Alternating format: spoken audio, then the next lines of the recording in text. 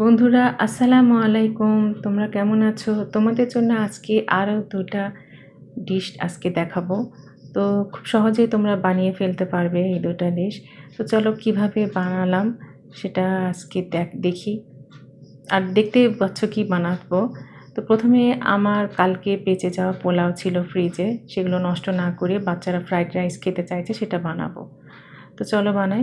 তো আমার বুকের মাংস ছিল, মুরগির বুকের মাংস ছিল, সেটাকে আদা রসুন বাটা মানে আধা কাপের মতো নিয়েছি, আর একটু সয়া সস, একটু গোলমরিচের গুঁড়া, আর একটু মানে কর্নফ্লাওয়ার, আর একটু এই তো সয়া সস দিব, সামান্য একটু লবণ টবণ দিয়ে মেখে নিলেই হয়ে গেল।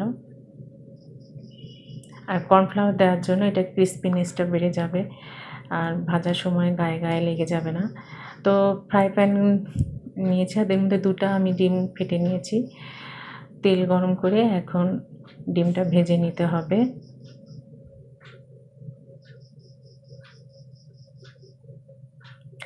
বাসায় এই বিকেলবেলা করে বাচ্চাদের নাস্তা তৈরি করতে খুব ঝামেলা লাগলেও করতে হয়, কী করব। তো ডিমটা ভেজে নেওয়ার পালা এখন।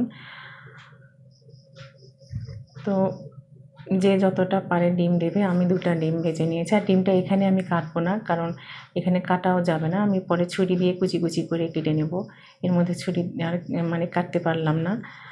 তো এখন হচ্ছে 2 চা চামচের মতো রসুন কুচি, 1 চা চামচের মতো আদা কুচি দিয়ে দিলাম তেলের ভিতরে, ভেজে নিতে হবে।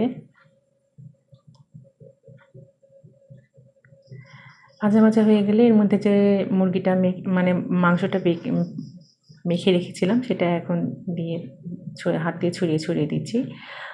এটাকে ভেজে নিতে হবে।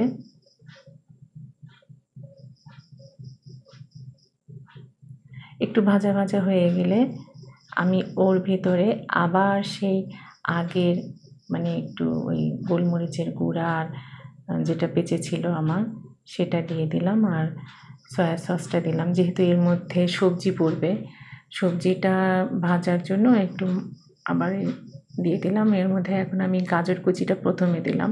গাজর কুচি মানে গাজরটা ভাজতে সময় লাগবে, সেদ্ধ হতে। এর মধ্যে একটু বরবটি কুচি আর ক্যাপসিকাম কুচিটা দিলাম। আমার ছেলেটা আবার বরবটি কুচি বেশি খেতে চায় না, সেজন্য বরবটি কুচিটা কম দিয়েছি। আর একটু 1 চা চামচের মতো ভিনেগার দিলাম, তোমরা লেবুর রসও দিতে পারো অবশ্য। দিয়ে একটু নাড়াচাড়া করে ভাজা ভাজা করে নিয়ে এর মধ্যে একটু কাঁচামরিচ কুচি আর একটু মানে 2টার মতো পেঁয়াজ কুচি দিয়েছি। এখন এই নাড়াচাড়া করে একটু সেদ্ধ হয়ে গেলে চাউলটা মানে পোলাওটা দিয়ে দিলাম। আর এখন দিচ্ছি হচ্ছে বাজারে কিনতে পাওয়া যায় দেখবা ফ্রাইড রাইস মশলা, সেই মশলাটা আমার বাসায় ছিল, সেটা দিয়ে দিলাম। কারণ এই মশলাটা আমি কিন্তু নুডলসে ইউজ করি। আর এই যে মুরগির মানে ডিমটা যেটা ভেজে রেখেছিলাম সেটা দিলাম, আর সামান্য একটু লবণ দিয়ে নাড়াচাড়া করলেই তো হয়ে গেল। এখন আমি দিব হচ্ছে ওয়েস্টার সস। ওয়েস্টার সসটা কিন্তু এর স্বাদটাই চেঞ্জ করে দেয়। এটাও আমি নুডলসে ইউজ করি। এটা ছাড়া মানে নুডলসে মানে টেস্টই আসে না, ফ্রাইড রাইসে তো অবশ্যই দরকার। এখন আমি 1 চা চামচের মতো, বেশি না, 1 চা চামচের মতো টমেটো সস দিলাম। যেহেতু আগেই আমি ভিনেগার দিয়েছিলাম, একটু টক টক ভাব থাকবে, তো হয়ে গেল আমার। এখন আমি আসলে সয়া পাকোড়াটা তোমাদেরকে দেখাবো, খুব সংক্ষেপে দেখাবো। এটা আমি সয়াগুলো আগে পানিতে সেদ্ধ করে নিচ্ছি, আর মুরগিটা আর কিমা করে নিব বুকের মাংসটা। মানে আমি পুরা বুকের মাংস 1 পাশটা ফ্রাইড রাইসে দিয়েছি আর একটা কিমা করে নিচ্ছি।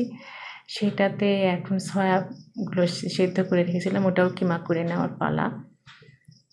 2টা কিমা এক জায়গায় করে মেখে নেব, আর এর মধ্যে কাঁচামরিচ কুচি আর পেঁয়াজ কুচি দেব।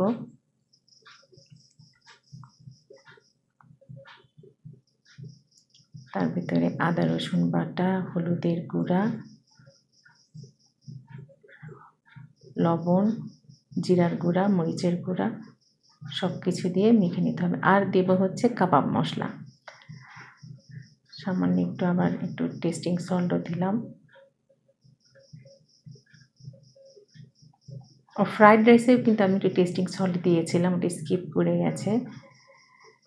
আর এখন একটু সয়া সস আর হচ্ছে বাইন্ডিংয়ের জন্য একটু বেসন আর কর্নফ্লাওয়ার দিলাম, দিয়ে মেখে নিলেই হয়ে গেল। এটা আমি আগেই মেখে রেখেছিলাম রাইস রান্না করার আগেই। তো এখন একটা তেল গরম করে একটা হাঁড়িতে কড়াইয়ে তেল গরম করে এটা ভেজে নেওয়ার পালা। মুচমুচে করে ভেজে নিলেই হয়ে যাবে। এটা একটা চুরিবিদ্যা। তোমার যদি কিমা কম থাকে তার মধ্যে তুমি সয়াটা দিলেই তোমার পরিমাণও বেড়ে যাবে আর পুষ্টিগুণও থাকবে। তো আমার হয়ে গেল ২টা মজার ডিশ। তুমি তোমরা বানিয়ে ফেলতে পারো চটজলদি বাচ্চাদের বিকালবেলার নাস্তার জন্য। তো কেমন লাগলো আমার এই 2টা রান্না? তোমাদের যদি ভালো লাগে অবশ্যই লাইক, কমেন্ট, শেয়ার করবে এবং যদি খারাপ লাগে সেটাও আমাদেরকে জানাবে।